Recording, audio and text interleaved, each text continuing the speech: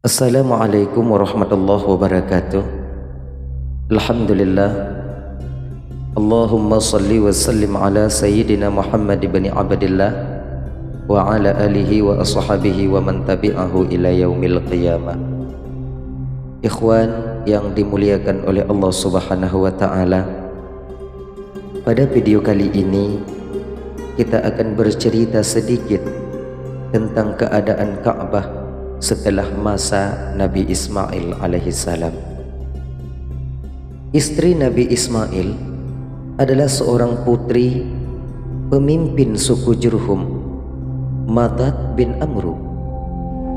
Darinya Nabi Ismail dikaruniai oleh Allah 12 orang anak. Mereka ialah Nabit, Khidar, Adbil, Mubsim, Mushmi, Dauma, Dawam, Masa, Haddad, Thitha, Yatur, dan Nafish. Nabi Ismail alaihissalam, beliau wafat pada usia 137 tahun dan dimakamkan di Masjidil Haram di dalam Hijr Ismail di depan Hajarul Aswad dan berdekatan dengan makam ibu beliau, yaitu Ibunda Hajar. Setelah Nabi Ismail wafat, putranya yang bernama Nabit mengemban tanggung jawab untuk mengurus Ka'bah. Setelah itu, orang-orang Jurhum mengambil alih kekuasaan atas Ka'bah dari putra-putra Nabi Ismail alaihissalam. Ibnu Hisham di dalam sirahnya bercerita tentang apa yang terjadi pada anak-anak Nabi Ismail dan suku Jurhum setelah jumlah mereka banyak.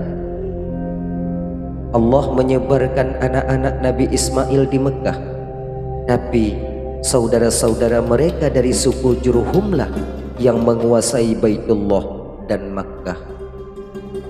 Anak-anak Nabi Ismail alaihissalam ketika itu tidak ingin menentang saudara-saudara mereka, yaitu dari suku Jurhum, karena kekerabatan mereka dan juga untuk menghormati kemerdekaan agar tidak terjadi peperangan dan saling bunuh-membunuh adanya. Lama-kelamaan anak-anak Nabi Ibrahim alaihissalam ini mulai merasa tidak nyaman di kota Mekah. Akhirnya mereka pindah dan berpencar ke daerah-daerah lain, dan tidak ada satu pun kaum yang menolak mereka. Semua menerima dan tunduk kepada agama yang dulunya pernah dibawa oleh Nabi Ibrahim alaihissalam. Adapun yang pertama sekali berkuasa atas Ka'bah dari suku Jurhum adalah raja mereka Al-Harith bin Madad. Ia kemudian membuat kebijakan untuk membangun pos di pinggiran kota Mekah yang bernama Qaiqa'an. Setiap orang yang masuk ke kota Mekah dengan tujuan berdagang harus membayar 10% dari barang dagangan mereka. Pada saat yang sama pula, Raja Arnalik yang bernama Sumaidah bin Haubar juga menguasai bagian lain dari kota Mekah. Ia juga mengambil 10% dari barang dagangan setiap orang yang datang ke kota Mekah melalui tempatnya. Lalu pecahlah perang antara kedua suku itu, dan akhirnya kekuasaan atas kota Mekah dipegang oleh suku Arnalik. Tapi tak lama kemudian suku Jurhum berhasil merebut kembali kekuasaan atas kota Mekah. Seterusnya, Ka'bah di bawah kekuasaan suku Jurhum itu selama 300 tahun. Selama masa kekuasaannya itu, suku Jurhum menambah bangunan Ka'bah dan meninggikan lebih dari bangunan Nabi Ibrahim yang dulu. Akan tetapi, generasi akhir suku Jurhum sangat melampaui batas dan berbuat semena-mena. Mereka meremehkan tanggung jawab besar yang ada di pundak mereka. Bahkan mereka merebut harta-harta milik administrasi Ka'bah, termasuk harta benda yang dipersembahkan untuk Ka'bah.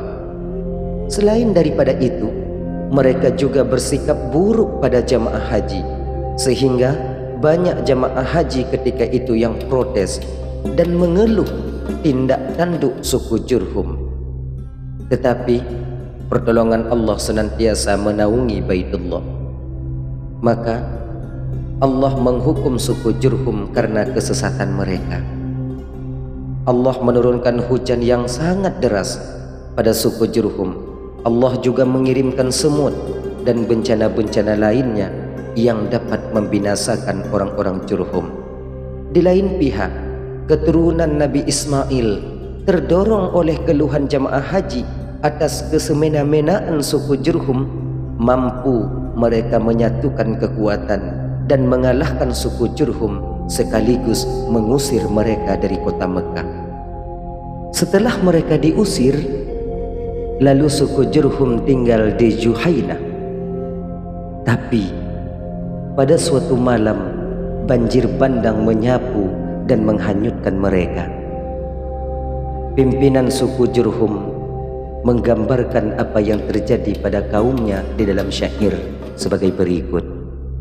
Seakan-akan antara Hajjun dan Safa tidak pernah ada manusia, seolah-olah tak pernah ada yang berdagang di Mekah.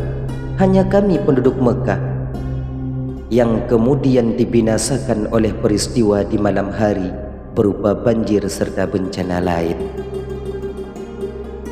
Ikhwan yang dirahmati oleh Allah Subhanahu wa taala, mudah-mudahan video ini bermanfaat.